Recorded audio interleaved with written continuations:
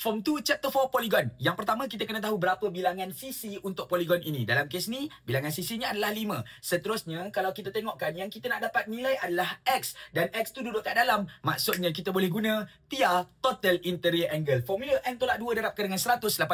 N kita 5. Gantikan nanti dapatlah TIA kita akan jadi 540. 540 tu apa? Jumlah sudut dalam iaitu X sudut dalam. 85 sudut dalam. Belah sini boleh dapat tak? Boleh sebab yang ini dia kata atas dan bawah adalah selari. Maksudnya tambah dua-dua ni akan jadi 180. Dapatlah dekat situ 95 pun sudut dalam, 30 pun sudut dalam, 50 bukan sudut dalam Jadi kita kena dapatkan dalam ni 360.